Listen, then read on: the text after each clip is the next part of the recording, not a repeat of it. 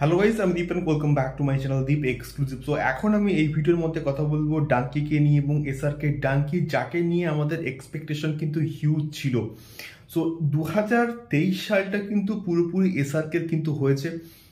মানে ফার্স্টে এসছে পাঠান, তারপরে এলো জওয়ান এবং পাঠান। অনেকে বলছিল যে জওয়ান এবং পাঠান একটা ট্রেলার ছিল, টিজার ছিল, ডাঙ্কিতে এসআরকে আসল খেলাটা দেখাবে। সো আসল খেলা কিন্তু দেখিয়েছে এবং রাজকুমার হিরানির ডাইরেকশন এবং এসআরকের ম্যাজিক, এই কম্বিনেশনটা যখন প্রথমবার আসলো তখন কিন্তু সত্যি বলতে একটা ইতিহাস সৃষ্টি করবে। এবং আমি কিন্তু বারবার বলেছিলাম এই রকম রাজকুমার হিরানির প্রত্যেকটা প্রজেক্ট হয়তো খুব একটা হিউজ লেভেলে জওয়ান এবং হচ্ছে পাঠানের মতন ওপেনিং হয়তো নেবে না, but all time life time যে কালেকশন তার নিরিখে এই ডাঙ্কি কিন্তু একটা ইতিহাস গড়বেই গড়বে। সো এখন যদি আসি এই ডাঙ্কির ফুল মুভি রিভিউর ক্ষেত্রে, আমার ডাঙ্কির ফুল মুভি রিভিউর ক্ষেত্রে প্রত্যেকটা জিনিস কিন্তু পজিটিভ লেগেছে এবং জাস্ট কয়েকটা দিক আমার কিন্তু একটু নেগেটিভ লেগেছে। এবং আমি যখন ফার্স্ট হাফ যখন রিভিউ করি, আমি যখন কিন্তু বলেছিলাম ফার্স্ট হাফটা কিন্তু বেশ এনগেজিং, বেশ এন্টারটেনিং। এবং ফার্স্ট হাফে কমেডিগুলো কিন্তু প্রচণ্ড ওয়ার্ক করে এবং কমেডিগুলো মানে দুর্দান্ত হয়েছে। তোমরা কিন্তু হাসতে হাসতে জাস্ট পাগল হয়ে যাবে। এবং ফার্স্ট হাফটা যেখানে শেষ হয় একটা ইমোশনাল কিন্তু দৃশ্য আছে, সেই দৃশ্যটা তোমাদেরকে কিন্তু একটু হলেও কিন্তু ইমোশনাল করবে। এবং সেকেন্ড হাফে তাদের এই যে জার্নিটা, তাদের এই যে যাত্রাটা, মানে বিদেশ যে পাড়ি দেওয়ার যে বিষয়টা এখানে রয়েছে, সেইটাকে কিন্তু দারুণ করে কিন্তু এক্সপ্লোর করা হয়েছে এবং এই জার্নিটা দারুণ হয়েছে।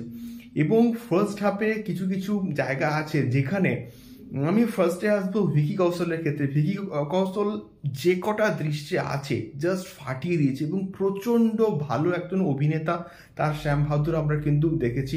এবং এইখানে ভিকি কৌশল জাস্ট অনবদ্য।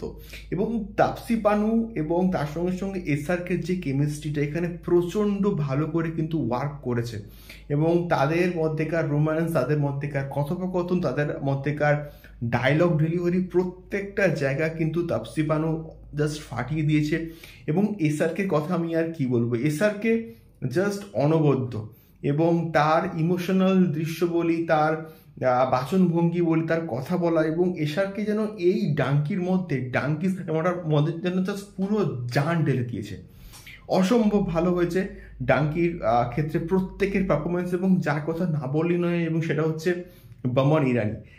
বমন ইরানি এবং রাজকুমার হিরানি, এই যে কম্বিনেশনটা না, একটা দারুণ কম্বিনেশন। এবং প্রত্যেকটা ছবিতে কিন্তু রয়েছে এই কম্বিনেশনটা। তোমরা 3 ইডিয়টসের মধ্যে দেখো কি দারুণ পারফরমেন্স দিয়েছিল বমন ইরানি। এবং এখানেও যে কটা জায়গায় আছে প্রত্যেকটা জায়গা কিন্তু দারুণ। এবং এসআরকের এবং বমন ইরানির মধ্যেকার ওই যে ব্যাপারটা কিন্তু তোমরা দারুণ কিন্তু এনজয় করবে। এবং ইমোশনাল দৃশ্যগুলো প্রচণ্ড ভালো এবং তোমাদেরকে কিন্তু ইমোশনাল করবে। এবং এই যে জার্নিটা তোমরা কিন্তু এনজয় করবে এবং তার সঙ্গে সঙ্গে ইমোশনালও কিন্তু হবে। এবং তার সঙ্গে সঙ্গে এসআরকের ওই ওই জায়গাটার যে এক্সপ্রেশনস, আমি বলবো না কোন জায়গাটায়, একটা ইমোশনাল দৃশ্য আছে এবং একটা স্পিচও আছে এবং সেই জায়গাটা দারুণ। এবং একজন ভারতীয় হিসেবে কিন্তু গর্ববোধ হবে। এবং রাজকুমার হিরানির প্রত্যেকটা ছবিতে একটা কিছু না কিছু একটা মেসেজ থাকে। এবং এই জন্যই বলা হয় যে সোশ্যাল কমেডি ড্রামা এই জনরায় রাজকুমার হিরানিকে কেউ টেক্কা দিতে পারবে না। এবং এই ছবিটা ইজ আ মাস্ট ওয়াচ। এবং রাজকুমার হিরানি এই ধরনের ছবি 8 থেকে 80 প্রত্যেকে কিন্তু দেখবে। এবং এসআরকে তার একটা স্পিচে কিন্তু এটা কিন্তু বলেইছিলেন। তো মিউজিকগুলোর ক্ষেত্রে যদি আসি, ব্যাকগ্রাউন্ড স্কোর থেকে স্টার্ট করে প্রত্যেকটা গান, প্রত্যেকটা জায়গা দারুণ, অসম্ভব ভালো। এবং প্রীতম দারুণ কিন্তু মিউজিক দিয়েছে। এবং এখানে রোম্যান্স কিং হিসেবে কিন্তু আমরা শাহরুখ খানকেও কিন্তু আবার একবার দেখতে পাবো। সো সব মিলিয়ে it's a must watch movie. তোমরা অবশ্যই ক্রিসমাসে ডাঙ্কি দেখো এবং ডাঙ্কি দেখে তোমাদের কি ফিডব্যাক অবশ্যই অবশ্যই কিন্তু কমেন্ট করে শেয়ার করতে পারো। সো এখনকার ভিডিওটি এই অবধি, দেখা হচ্ছে পরবর্তী ভিডিওতে ডাঙ্কির বক্স অফিস কালেকশন এবং ডাঙ্কির পাবলিক রিভিউ নিয়ে। টাটা।